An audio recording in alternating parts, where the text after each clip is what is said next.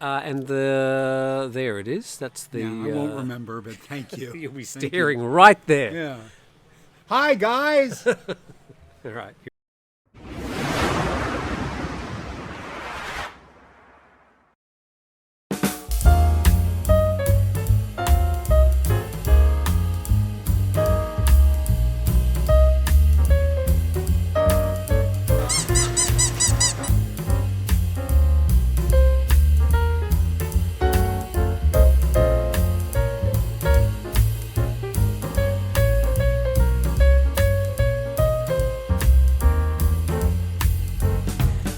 Hi everyone, welcome to Grumpy Old Men, and this is Steve Ross with an E.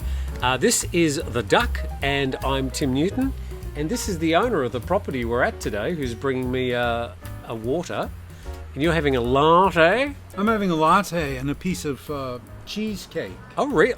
Oh, I didn't know that there was food on the offing. Well, Okay. apparently no. It's way over there. How are you, could you... Yeah. You got to drag it over. That's the water. Thank you very much. Steve's Forgive moving us a out of moment. camera. Oh. This is like Bada bing, bada boom, baby. that's what happens when you order no ice. Namkang Mark. Oh, I didn't tell them no ice. I'm sorry. That's on all right. me. That's on Water me. on the rocks. So that's Steve's latte, and he's having a bit of cheesecake. Oh, it's sort of Coffee and white sugar at 4 p.m. I will not sleep tonight. sort of deflated a bit. This is not what I asked for, but I'm going to eat it. Of course you are. Yeah. Is it? That's cheesecake. No, cheesecake. Baked cheesecake. Yeah. Anyway, now I don't know how to pronounce this because it doesn't have an English name. It's Hom something. Jipfalale, to sip coffee by the sea. In South Thailand, they cut all the words in half. So it should be Jip Cafe La Tale, but they cut everything in half, so it's Jipfalale. So instead of cafe, it's fa, and instead of tale, it's le. I pointed my phone at it the other day and it said something like, I can't remember what it said now. It wasn't Well, that's that what anyway. it is, Jipfalale. Okay. And it is the woman who runs it, who is currently currently baking in a Hyso bakery in New York City, I think, was trained in Europe, and the place is full of old wooden furniture, you know, that heavy Germanic dark forest, black forest wooden furniture that must have cost a fortune to ship over here from Europe. But she had a history there. She was married and had children there, and now her children are running this place. And it's nice. It's on the beach. We are actually looking out at the ocean right here. And, Lale, we are Lale. Got the casuarina and a few other native species and a bit behind us. But we No. can't actually face the sea because you wouldn't see us, and that's not good enough. So all How's of your cheesecake? Oh, it's very good. It's very fresh. She and her son Kyo are very good bakers in the European tradition. You just have to pick something that doesn't look like it's been in the display case for a week. You got to pick something that looks like it was baked recently. I noticed they had Jaffa brownies in the display case today. I was going to have one of those a bit later to take home. So we do have a few things to talk about. One thing I was going to start with, by the way, new shirt. Thank you very much for the compliment. Yes, it's great. It's a nice shirt. And yeah, by the way, this is at Thai Muang Beach along the stretch, and this is probably the only place you can buy a foreign style breakfast. Yeah, yeah. Or a hamburger or a chicken burger. Yeah. I think they even do spaghetti. I've never had it here. But yeah, this is our option for Falang food other than George Pizza. And George Pizza really survives more on the English language skills of the operator. He's a source of tourist information, and people go there for that reason. But yeah, this is kind of our one, other than the Aquila Golf Course, where you can get a hamburger for 900 baht. This is pretty much it. This is our little taste of Europe.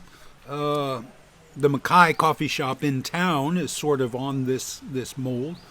But that's pretty much it. There's nothing Falang up and down the beach except this place. Speaking of which, now on your video on your channel, which is very easy to find, you just type in Steve Ross with an E, and that'll take you to Steve and his, well, sort of what are becoming weekly rants. Well, I do monologues. Monologues. Yeah. Yes. And this week you were talking about what is an authentic Thai lifestyle. And you invited some of your audience to give you their impressions, but they ended up asking a lot of questions, Yeah. which you berated them about. Oh, yeah, I hate the rhetorical question. I think the rhetorical question is... What's wrong with a rhetorical question? Ba-dum-bum. Psh. Yeah, who am I to complain? But anyway, yeah, it was provoked by, I watch a lot of videos. I watch a lot of these Thai-themed videos. And some, Farang guy, was a youngish guy, I guess, has been here a month or so. And his headline, his description was, I've moved to Thailand to live an authentically Thai lifestyle. In a Sukhumvit Road condo. Right. And I berated him for that and said there's nothing authentically Thai about living in air conditioning on the 20th floor. And he came back and said, in a very civil response, I live in a city surrounded by 10 million Thai people doing Thai things. How can this not be authentic? And I was at a loss. I could not respond to that. He's exactly right. I was forced to create a definition for the words authentic Thai lifestyle, and I was unable to do that. So I asked, some of my audience to help me with that, and we did not come close.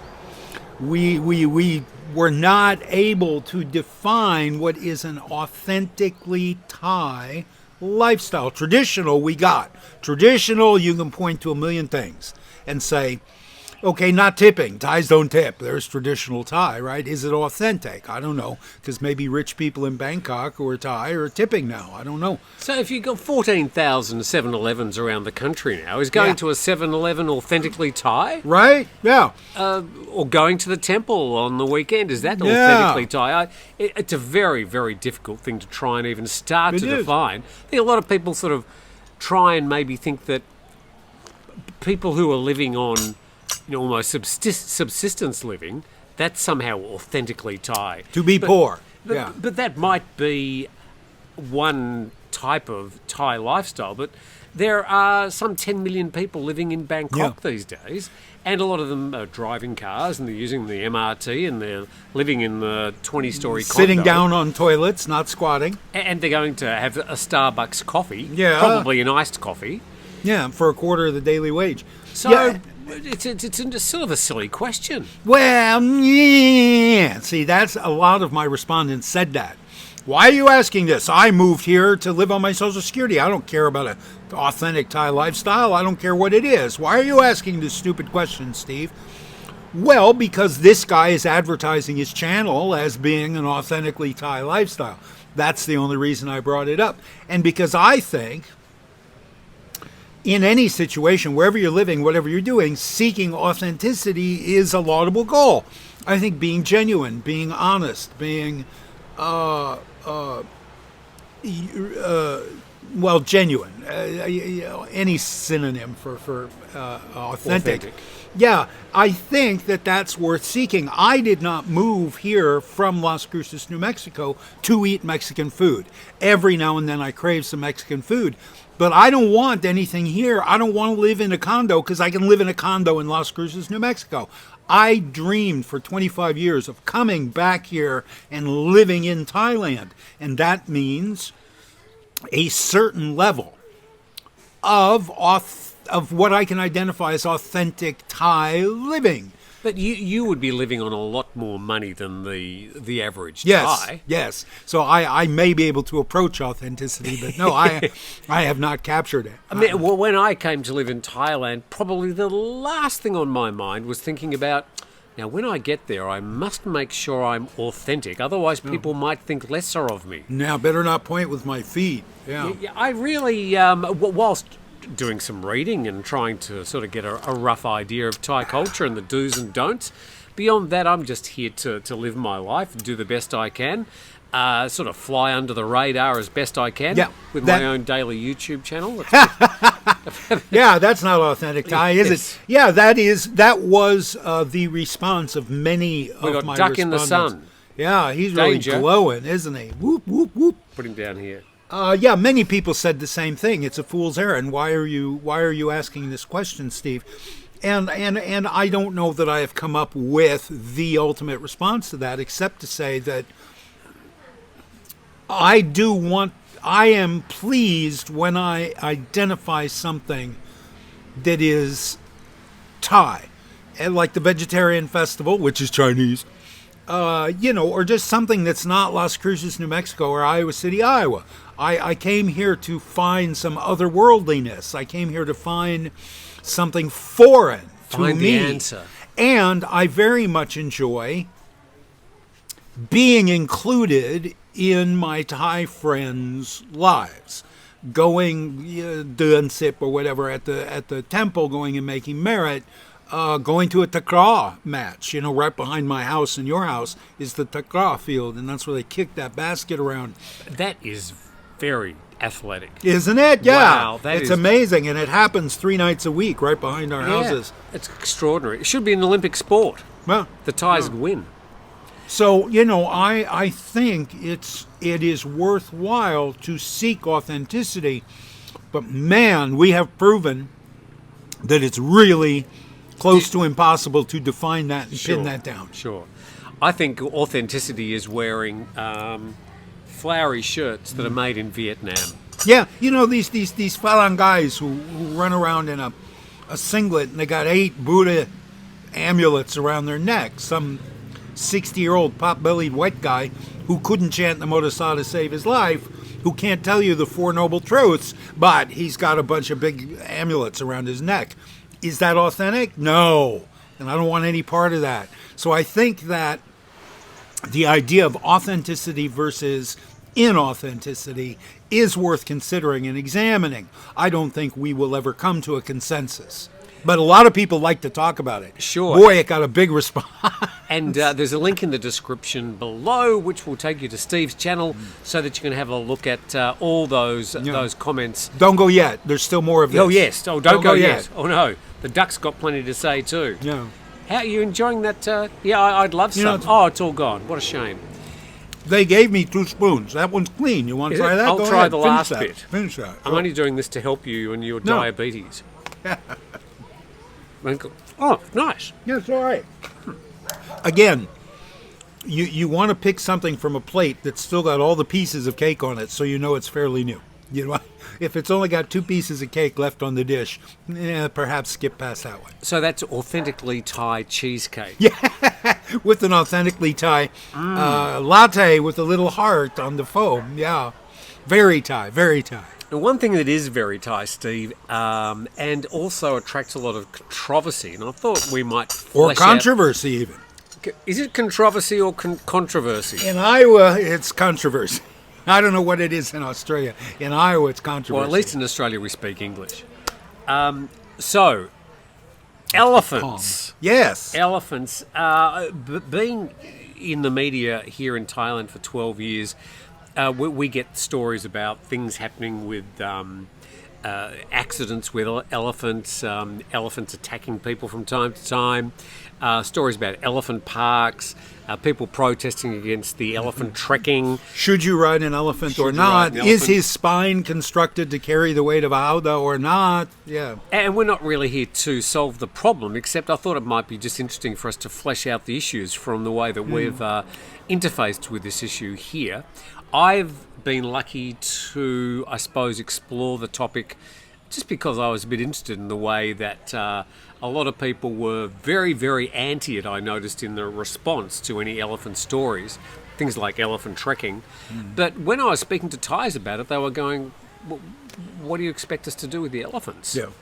Because the history is that elephants used to be the beast of burden and help with the rainforest logging, dragging the logs around, which of course, elephants are pretty good animal to do that. You wouldn't get the monkeys to help with that. No. But they banned logging dogs. about in the late 70s, I believe, in Thailand. And these elephants, they live for 60 to 80 years. So what do you do with these young elephants that have been dragging the logs around? Suddenly, they have to eat. Someone's got to look after them. Yeah. They're being domesticated. I understand that's controversial as well. Controversial. as well. But what do you understand about the elephants? What's your thoughts? Well, there's a beautiful movie called Kingdom of the White Elephant that was written and directed by Priti Panamyong, who was the architect of the 1932 revolution that ended the absolute monarchy in Thailand. And there are battle scenes where the Burmese, in that movie, the Burmese and the Thais fight. And in 1929, I think, when he directed this movie, they still had, the Thai army still kept, like American army keeps cavalry, we keep horses. In the age of tanks and Patriot missiles, we still have cavalry units on horses for parades and things. So in 1929, they still had these enormous war elephants, and they would do mock battles and things like that. So that movie has got some beautiful, beautiful battle scenes, elephant battle scenes. The elephant is huge. It used to be on the flag. The Thai flag used to have a white elephant on it. The expression, a white elephant gift, comes from ancient Siam, where if the king wanted to bankrupt somebody, he'd give him a gift of a white elephant, because nobody except the palace could afford to maintain a sacred white elephant, so you were destroyed and you couldn't turn down the gift. The king is giving you a sacred white elephant, and that's it. That's the end of your family's prominence and wealth. So the idea of a white elephant gift comes to us from that. And of course, they say women in Thailand are the hind legs of the elephant. They provide the power, but the steering is from the men. The men are in front. Yeah. So the animal is hugely important in this culture. And what do you do with them now? There's no wars to be fought with elephants, and there's no teak to be dragged out of the forests with these elephants. And you can't just let them go in the little clumps of teak that's left in this country. But 35 years ago, you used to see them on the beach on Phuket. They would walk the elephants up and down the beach to catch money off the tourists. Yeah. Can you imagine? They have no sweat glands. This was They're only huge. like 5 years ago. They were still doing this. Yes, and that used to break my heart.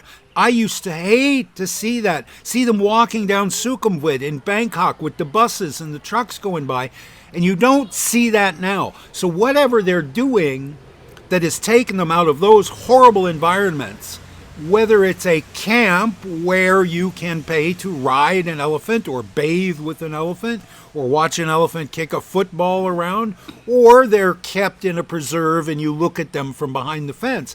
Either way, whatever they're doing to keep them off the streets and off the beach, I think is a good thing. And that's all I know about it. Well, certainly these elephants are going to be around for another 10, 20, 30, 40 years. And the elephants that are still in captivity are breeding, and they're having baby elephants because baby elephants are much more photogenic than Big Mama and Daddy. So, and easier to keep, easier to cheaper. Control. Yeah, easier to, when an adult male, you got, like any breeding population, you got to keep a few males around. You will cull most of the male babies because you got to have babies. You need a couple cocks in the hen house to I'm sorry, I didn't mean to shout cocks at you. But, you need you need a stallion in the paddock who's not cut. You need a chicken who's a male chicken who can, make more baby chickens.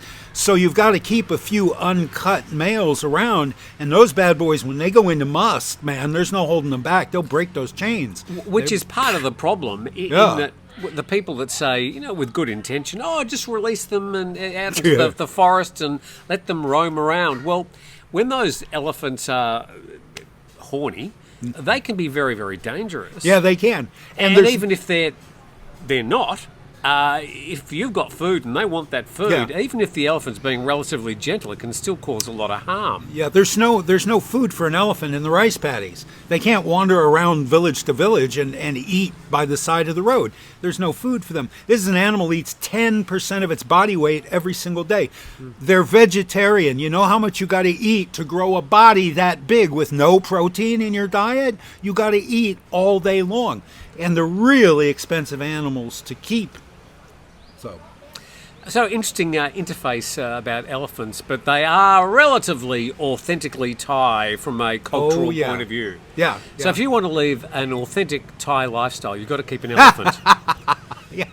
There's the QED. It's obvious. You can't argue with that. That logic is unassailable. Buy your elephant today. By the way, Steve does have some merch, which I've now got proudly hanging at the front of my beach houses. And if people want to have a look at Steve's merch, that's not a euphemism or anything, then there's a link in the description and you can click on that, and I don't know what it does or where it takes you. I don't either. I'm selling... Maybe it's just an email to you. Yeah, there's just an email to me. I'm selling souvenirs from a place that only exists in my mind.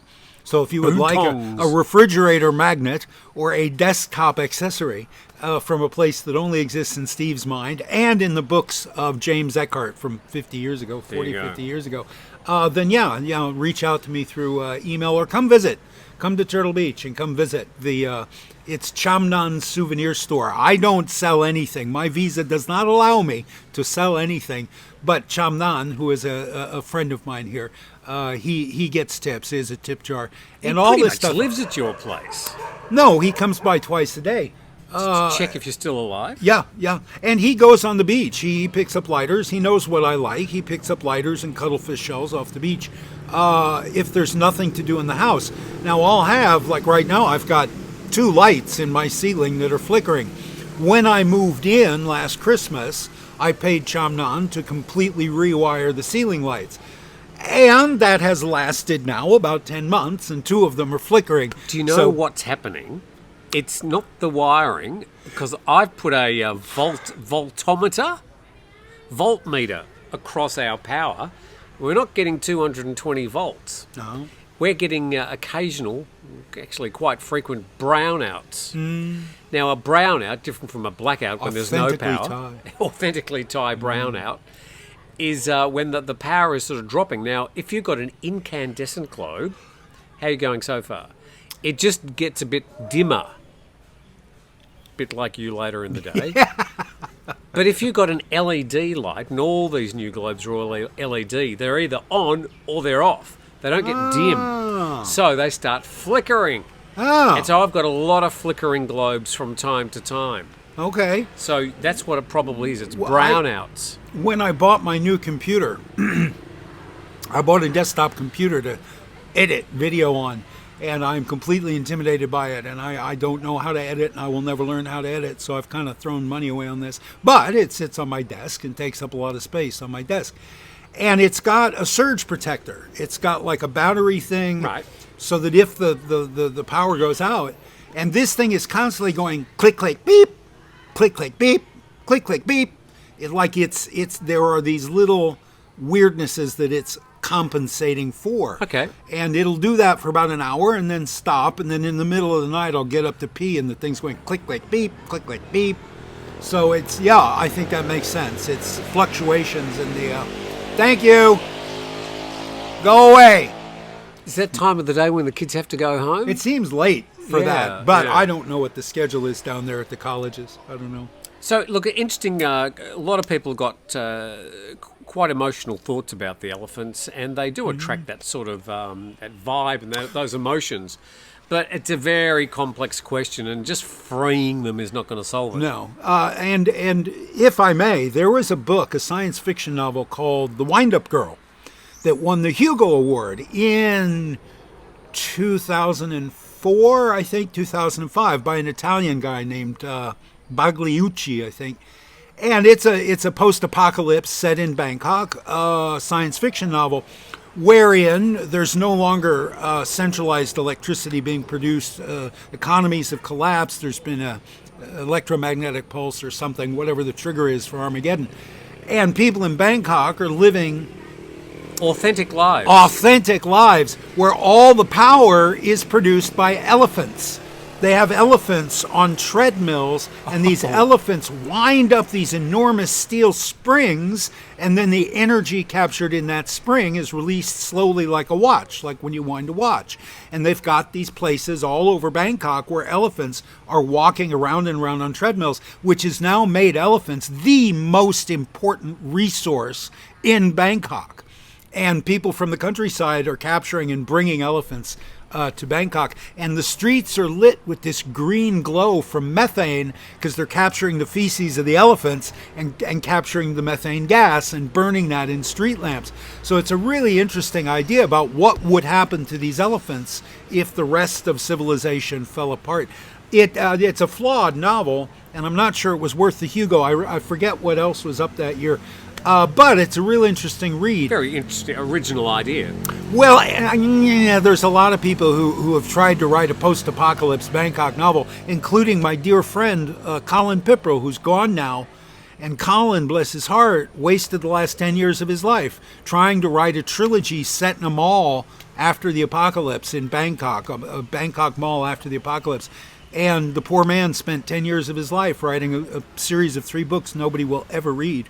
And it just breaks my heart. Love that man like a brother. And the fact that he spent the last 10 years of his life dedicated to this project that was destined to fail breaks my heart. But it's another post-apocalypse Bangkok novels. There's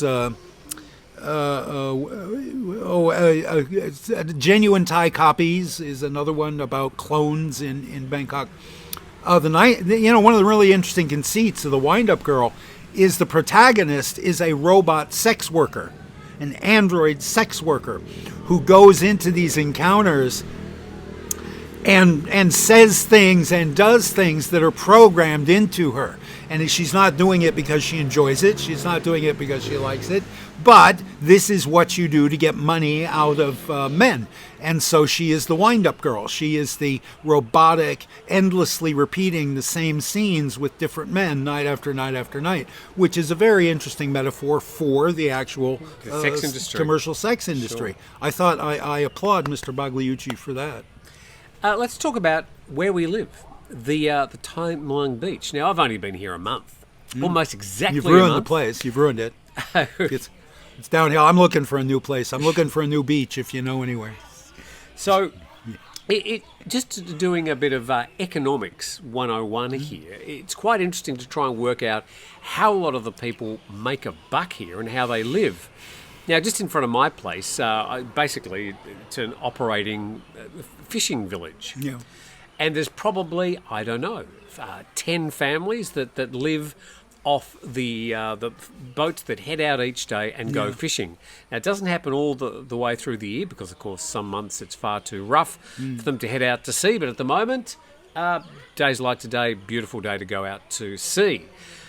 But the koi are running. This is the little krill. plankton. The plankton. They make kapi out of it. They're not prawns. They're tiny little things. Yeah.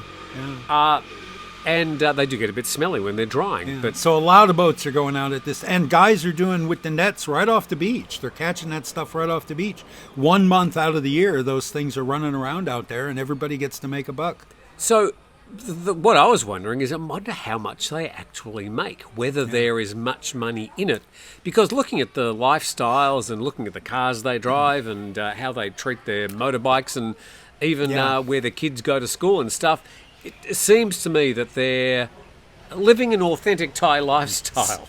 Yeah, the people here are living very close to the bone. Yeah. And they live in big family groups because maybe today my coffee stand will make a profit of 100 baht and nobody else in the family will make any money. Tomorrow my uncle and brothers will go out and they'll make 500 baht catching koi. But then the weather comes and they can't go out fishing for 3 days and they make nothing. So everybody, again, communality in Asia, everybody is on the team, everybody's contributing to the family pot.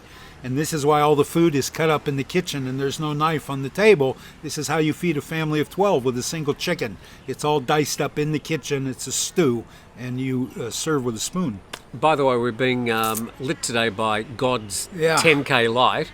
And damn shit. You're going to be right. It's halfway through your head at the moment. Yeah. So there you go. Who made me sit here? I could move over there, maybe. Well, we could just shuffle around a little bit. So we'll do a little bit of a quick shuffle while you're watching. So I'm going to shuffle around this way, and you shuffle around towards me, and we'll turn this around a bit. Here we go. Come a bit closer. How you going? How's that? All right, that's better. That's Okay. better. All right, yeah. So this is more authentic, I think, now. And that's all that's important, as long as it's authentic. Yeah, tell the orchestra to vamp while we pick Yes. up our sheet music frantically off the stage. But I was wondering, And I'm not even suggesting that this is a good idea, but I was just running it through as a bit of a thought experiment in my brain that if all those little fishermen's cottages, which are inhabited sometimes by a family of maybe 10 people, were turned into slightly more upscale accommodation, and that was sort of the major... Well, you've got quite a few little ants there. I have exposed an ant's nest in moving this chair. And there's something authentically Thai. Your furniture's infested with insects. They don't look like they're going to eat you, though. They're little ones. They're all over my feet, and they do bite. These little bastards. They move fast as hell and they bite. So if I start to scream, you guys know what's going on, all right? If I jump up and scream and run away. But this is authentically Thai. Authentically Thai. I'm living the authentic Thai lifestyle, baby. Sure. Yeah, eat your heart out, Bangkok Pad. Yeah. So if...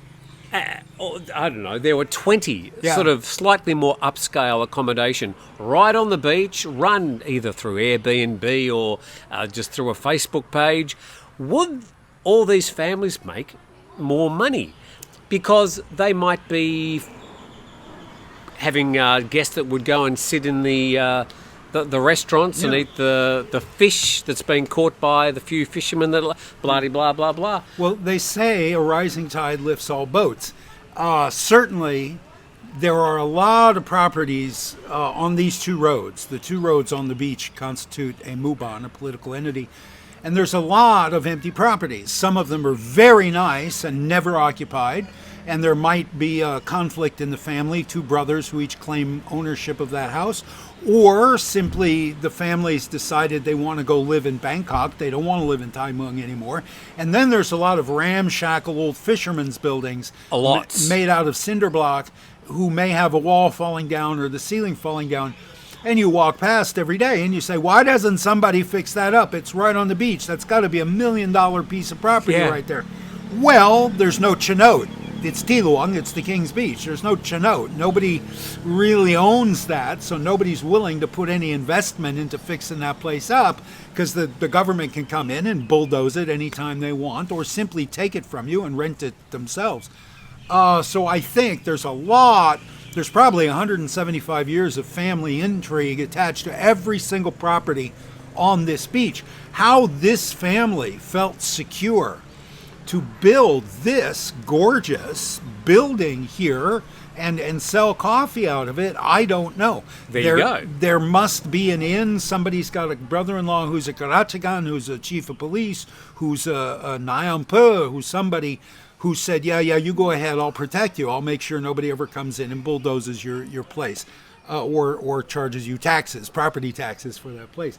But every single piece of property on this beach road, and you know how the Thais do, a property is about 5 feet wide and 1.5 miles long, right?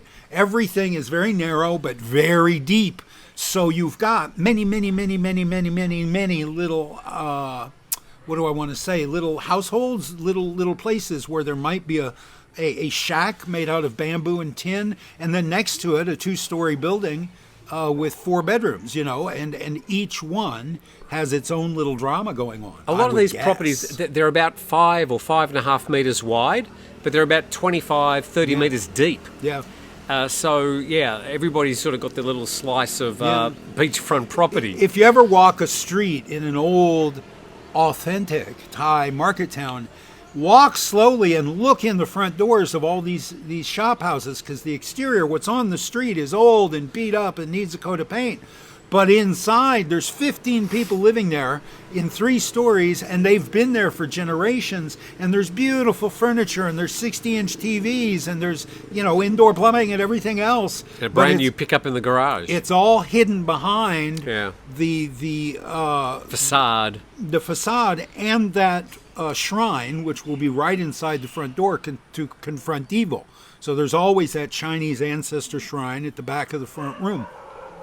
And what's behind that is where this family really lives. And if you can get invited into that sanctum, you'll be blown away. It's amazing what these people, what's inside. And no windows, right? Because all these things are built right next to each other. So the only windows are on the street and the back of the property. There's no windows down the sides of these long buildings. Because they're shared walls. Yeah. But like you say, the best customers for these 10 families that are fishing off this beach are the 5 seafood restaurants on this beach. And if those 5 seafood restaurants, whatever they don't buy, then they have to truck up to, they'll sell it. They got a kiosk out here and they sell fish on the road. Whatever's left over, they take to the market that night in town. It's sold the next morning out of the fresh market. Well, if each of these 5 restaurants had 5 more customers every day, they probably wouldn't have to truck those fish up to the market. They could sell all the fish right here on this beach, saving costs and time and effort. So, yeah, I think that if there was some development on this beach, and you know what? When I first came here, one of the 2 Falang I met, John, said to me, "Oh, Thai Muang's on its arse, mate." And I looked around and I thought, it doesn't look on its arse to me. It looks like a place that's about to explode. This place looks like people are putting new paint on buildings and putting fresh bricks in front of the house and stuff.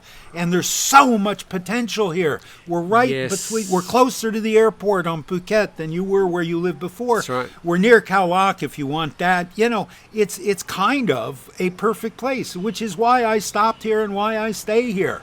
And I thought, and still do think, that this place in my lifetime will decun. It'll get better and better, and the people will get more prosperous. And I think they've earned it. Everybody's earned it, right? Everybody's been through hell with COVID and everything else. Yeah, but so good on them. It's an interesting spot, and it's got the overlays of the problems with the titles. Not so much the problems, but the reality of the titles. And so the thing is, at the moment, every day, maybe 2 or 3 times a day, I'll get a knock on the door and there'll be a local Thai saying, "Oh, I've got something to rent. Come and have a look." Really? So, oh, yes. Word is around. Awesome. Word's around. Good for you, that, dude. Good. Timbo is in town. Yeah. They don't do that with me. They know by now that Steve doesn't have any money to do anything like that. Neither do I. So I'm glad that they're finding you. And again, that's a sense of optimism. But the thing is that there's no real estate agent. I mean, it's always, I've got a cousin who's got a brother who's got a friend who's knows somebody who has got a place to rent. And this is why I don't try to help people find anything. I'm not going to break somebody's rice bowl. Never mind, my visa doesn't allow me to do any work.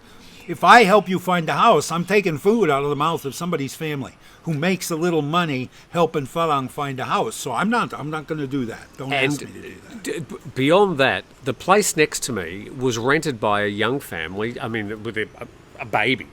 And they've just opened a little restaurant in it. Used to be a shrimp farm next door. Yeah.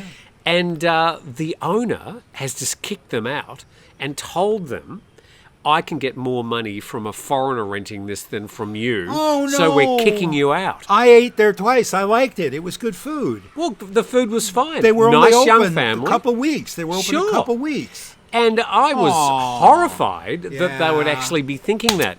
But this the is the thing. downside to progress.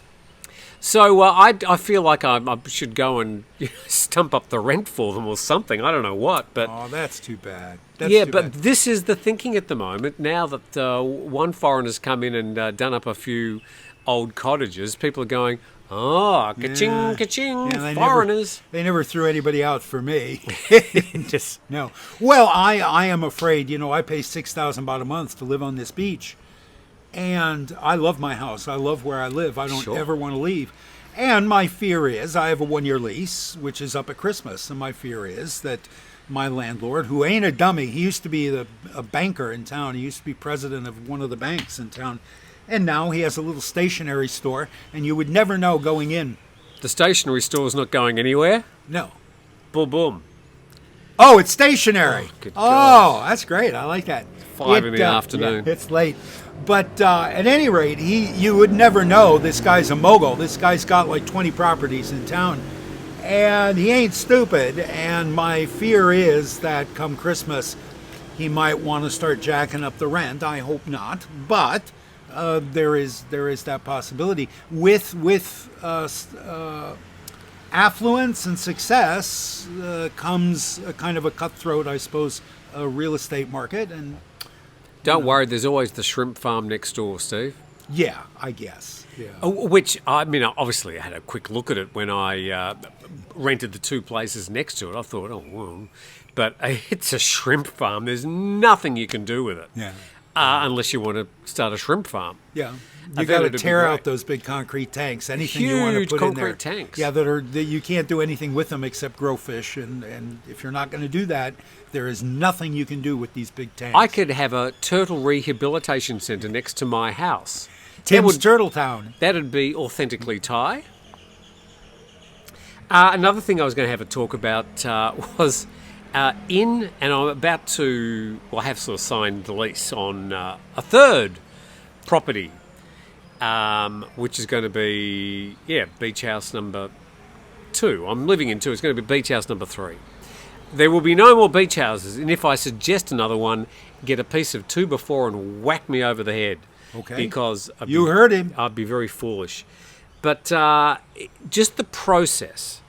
It's usually you write the lease and we'll have a look at it. I'm thinking, well, no, you're the owner. You give me the terms of the lease. I said, oh, you write it and then we'll... So, of course, that's all fine, but they don't speak any English and I speak very, very little Thai. How are you going there? It's really bright. The ocean. The sun is you're coming right off the sea. ocean, man. Yes. Yeah. I wonder if there's anything I can stand up right there to block that sun. I've got an idea. Are you ready? Cushion over Excuse there. us for a moment. He's going to go shout at the sun. Oh, look at you. Yeah. Yeah. Right there, babe. Look at that. Oh, man. You're a grip and a gaffer. Good for you. All right. Yeah, I like that. I could go for another hour. Oh, God. But the process is excruciatingly slow because you do. Today I was writing a contract and then I got Mr. ChatGPT to help me translate it into Thai because it does a very good translation, and then shuffle that off to them and they come back and they've got all their little changes made in Thai. And then I'm sort of pointing my phone at them and the phone doesn't recognise their characters and it goes on and on. And it's just been exhausting trying to do something as simple as a contract. I'm just sharing with you just my little... First world problems, babe. Well, it's a bit of a first world problem, but having a contract is important. But yes, it's important, and this is fun for you. I think you Did you sign a contract? Well, I have a lease, yeah. It's boilerplate. He had it in his drawer.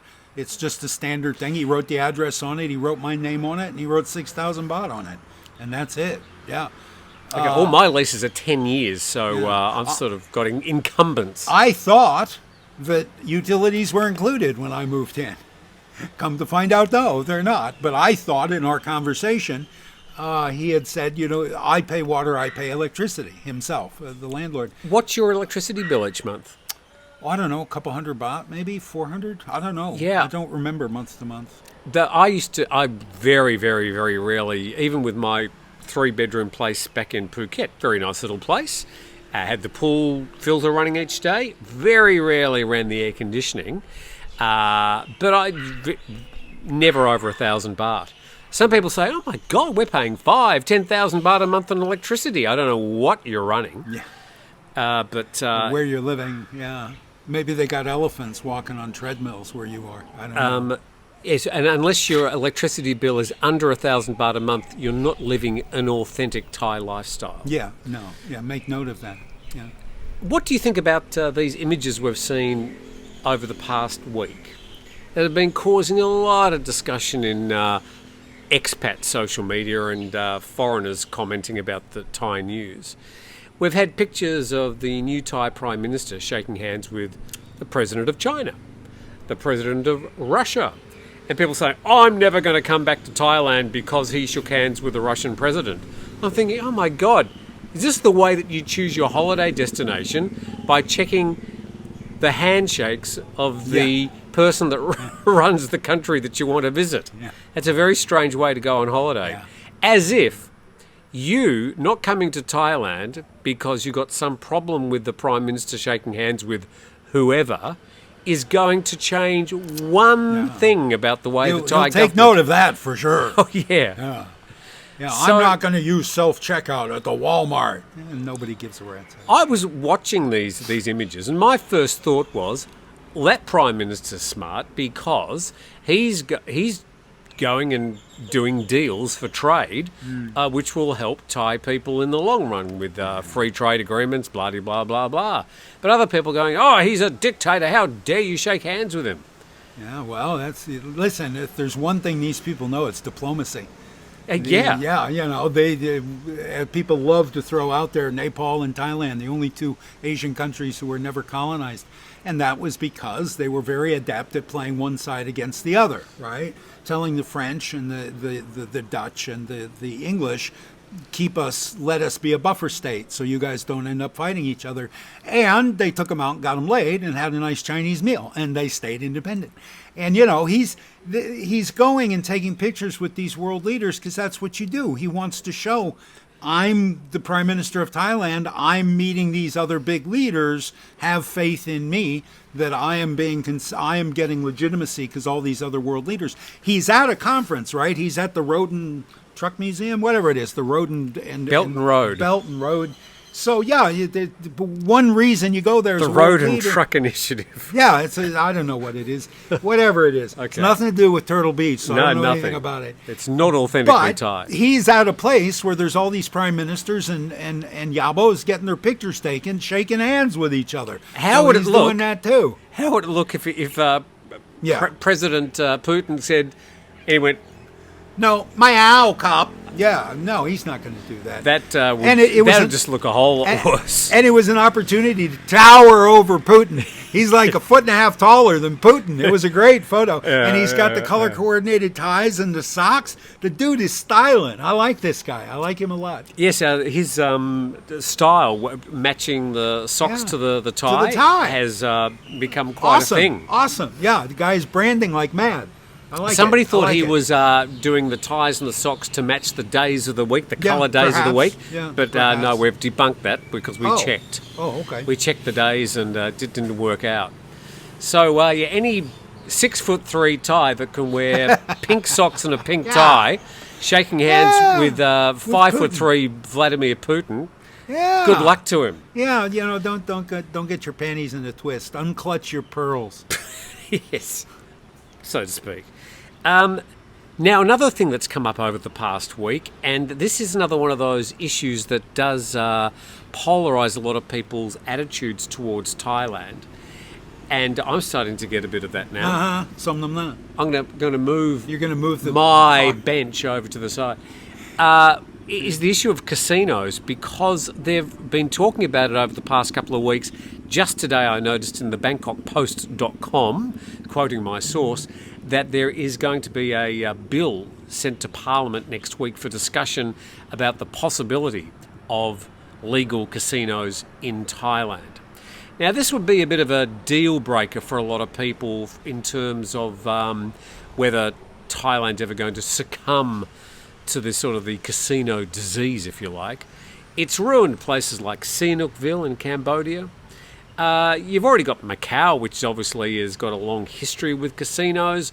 My feeling is there's probably enough of them around already, but no, Thailand wants its slice of the pie. You would have thought that there's enough gambling, illegal gambling around to suffice. How will Thais go with a legal casino? I don't know. It's something completely outside of my ken. I have never been in a Thai casino. My ex-wife's youngest brother used to work on one on an island, Burma and off Ranong, Burma and there's Thailand. one. And he worked on the loading dock, and you went back and forth on a boat, right? Every day you went to work on a boat, you came back on a boat, and every day on the boat coming back, all the guys who worked on the loading dock were carrying big cases of toilet paper and towels and sheets and whatever else they could take off the loading dock. I don't gamble. I gambled once in my life. On my 30th birthday, I lost $400 at blackjack, and then went to the bar and picked up 2 Puerto Rican hookers and spent $600 on that, and thought that was by far the better deal. That has been where my sins have laid since then. I if that's what you do, fine. I suppose I feel like you did when all these broccoli dispensaries popped up, and Steve went, yeah, and you went, so who needs more, bro? Who needs this, right? That's how I feel about casinos and gambling. It's just not something I do, but Asians love it. Yes. And the wealthy Thais are going to go to Macau and lose their money in Macau. They might as well lose it here, right? Well, there's Makes the lottery sense, right? twice a month. There's the I buy lottery. lottery tickets. That's right, that's 1948. Lottery is a tax on people with poor math skills, and that's me, baby. I buy a lottery ticket every 2 weeks. I won 4,000 baht the first month I was on Turtle Beach. I won 4,000 baht in the lottery. But How much have you spent since? Well, it's 200 baht every 2 weeks. Okay, so, well, you're in probably 10 ahead. months. That's my 4,000. You could baht. stop now and and break even. Yeah, Sure. be even, but I won't. But no, of course not. No. Thais are going to gamble. One of the first things I ever learned in Thailand was Gap Tam Gap Tang. It's a card game, and the girls on Phuket used to have to hide their cards, playing cards, because a cop would love to bust a bar girl with a deck of playing cards. That was money in the bank. And so it was all very illegal, and they would like pull the drapes and play music loud so you couldn't hear them gambling outside. So I think What Asian- noise do you make gambling? Oh, when you win, you scream. That's one thing. Yeah. And you dealt from the bottom of the deck, you bitch, and things like that. I built my first two boats on the winnings of gambling at boarding school. This guy. We used to I went to boarding school for 7 years, and the last 2 years we had a lot of Chinese, which was a bit unusual for those days. This is back in the mid-70s. Chinese exchange students that came over, and I used to fleece them playing 500. And they all thought they were pretty shit hot, but I was quite a good 500 player, and I built 2 yachts. So my first yacht out of the earnings.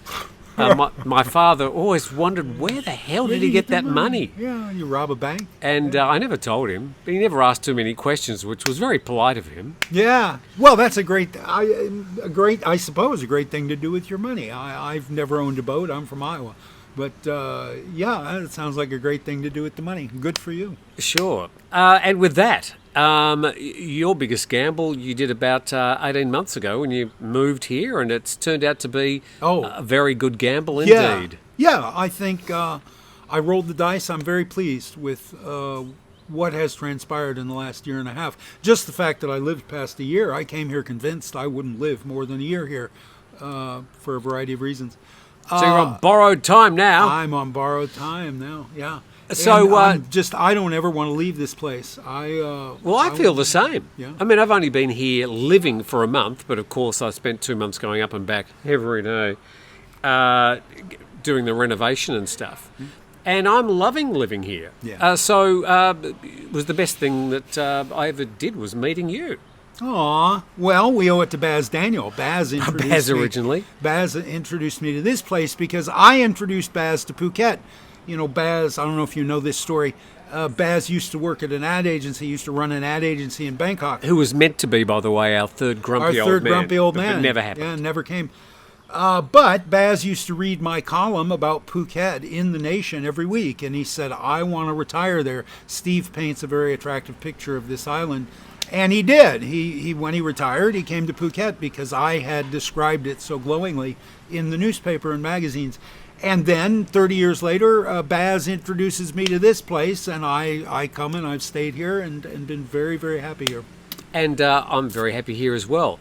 But by the way, there are a lot of people who seem to be coming to visit Thai Muang. I'm doing my best. That's a good effort. Yeah. Based on seeing Steve and me doing our programs, and of course we're talking about this great area.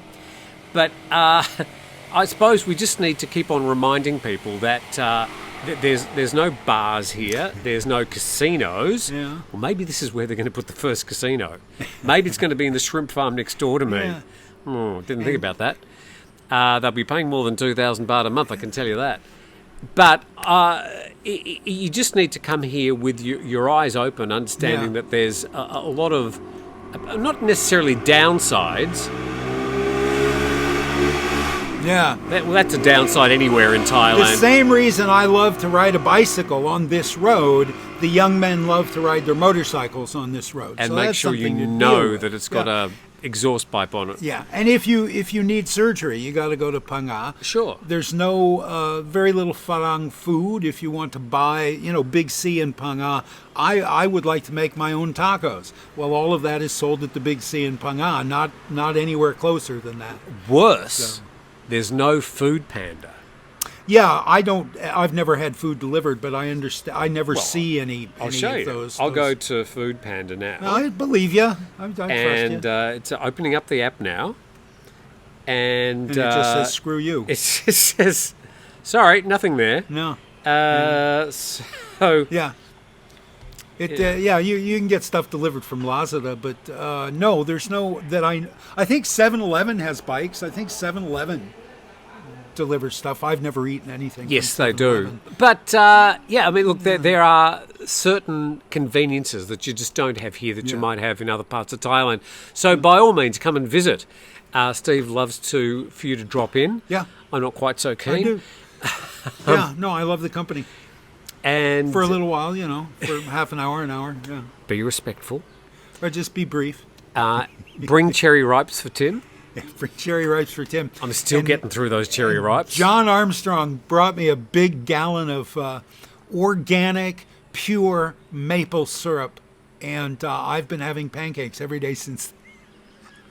So you're cooking your own pancakes? Yeah, sure. Flour, water, egg. Well, they sell the mix here. It's a box Oh, make. You throw an egg and a cup of milk, and you make pancakes. Yeah. Okay. And I don't eat bacon or ham or anything at breakfast, so it's just a stack of pancakes with a fried egg on top, and that's what my grandfather used to make me when I was a kid. When I'll I be stayed around my at 8 grandfather's tomorrow house. morning. That's fine. Come on, I'll put coffee on. We'll have pancakes. But yeah, other than that, your Turtle Beach is out there, babe. It's probably not here. But there's a place like this for you in Thailand, and you can find it. It's probably not going to be here. You will get if you're not either renovating every house on the beach, or you're not building a styrofoam turtle. You better bring a book, because there's nothing else to do. And look, there has been people who have come to the Airbnb, the Bonneville Beach House, by the way, listed on Airbnb, and some of them have gone, well, what's there to do here? Yeah. And they sort of get bored. Say, well, you came here to relax, to Yeah. have the beach all to yourself.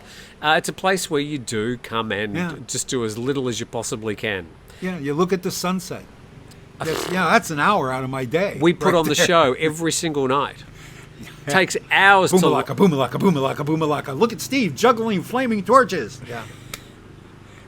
Yeah, the beach buffet. We're going to have the seafood buffet. There's a place next door I could rent you for Con 2,000 dances. baht a month, where you could do your fire dance. Yeah, I'm going to get an elephant.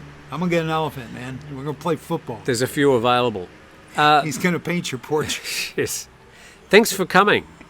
Thank you for your contributions, as per usual. We didn't get to talk about nicknames. Next time we're going to talk about nicknames. Oh, nicknames. It was suggested by a viewer, and I think it's an interesting topic for 5 minutes. What's But your next favourite? time- next My time. favourite is Pop. There's a lot of pops. Pop. Yeah, well, Jim, which means vagina. I've known a couple women named Jim. Any guys known No, Chip? my ex-wife's, the brother who worked at the casino, his name was Kiel, which means green, because he was so dark-skinned. When he was born, his testes looked green, so they called him Kaikio, green eggs.